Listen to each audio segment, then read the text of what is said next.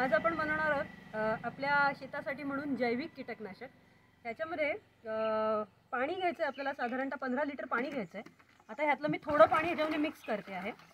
ह्या पाण्यामध्ये आपल्याला साधारणतः 80 ml 15 लिटर पाण्याच्या मागे 80 ml कडुलिंबाचं तेल।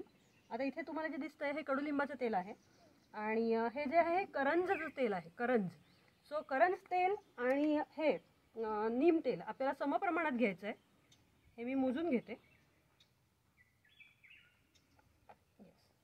आता ह्या पाण्यामध्ये हे तेल मिक्स होण्यासाठी म्हणून ह्या पाण्यामध्ये आपल्याला जर ते मिक्स करायचं असेल तर त्याच्यामध्ये आपल्याला 1 चमचा साबणाची पावडर टाकायला लागते। ही कुठलीही साबणाची पावडर आपण टाकू शकतो। हे तेल मी ह्याच्यामध्ये आता मिक्स करते आहे आणि हे तेल मिक्स केलंय। त्यानंतर ह्याच्यामध्ये मी साबणाची पावडर मिक्स करते। ही जेव्हा साबणाची पावडर जेव्हा आपण मिक्स करतो तेव्हा हे खूप चांगल्या पद्धतीने हलवून मिक्स करणं गरजेचं आहे। त्यामुळे सुरुवातीला पाणी आपल्याला कमी घ्यायचं आहे आणि चांगल्या पद्धतीने हे हलवून मिक्स करायचं आहे। हे अशा पद्धतीने पांढऱ्या रंगाचं तयार होणार आहे।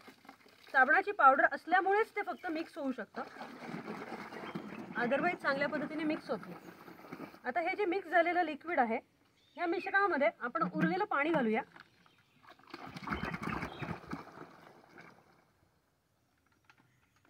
हे मी घातलेलं आहे।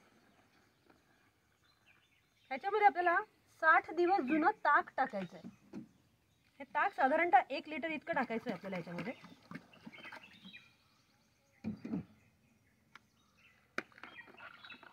त्याला आपण चांगल्या पद्धतीने मिक्स करूया।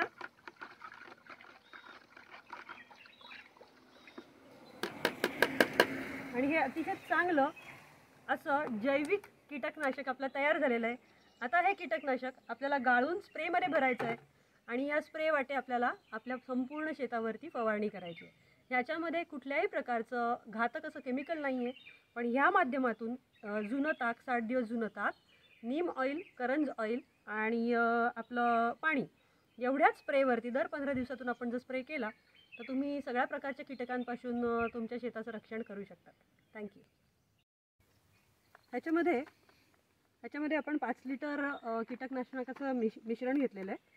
ह्या कीटकनाशकामध्ये नीम ऑइल, करंज ऑइल, ताक, जुनं ताक देशी गाईचं आणि पाणी याचं ते मिश्रण आहे। ते आपण अशा पद्धतीने हँडपंप आहे हा, ह्याच्यात आपण हवा जर स्प्रे केली तिथे आपण पूर्णपणे ह्याची फवारणी करू शकतोय। लक्षात ठेवायचं आपण जी काय फवारणी करतोय ती पानांच्या खालून आणि वरून असे पूर्ण व्हायला पाहिजे।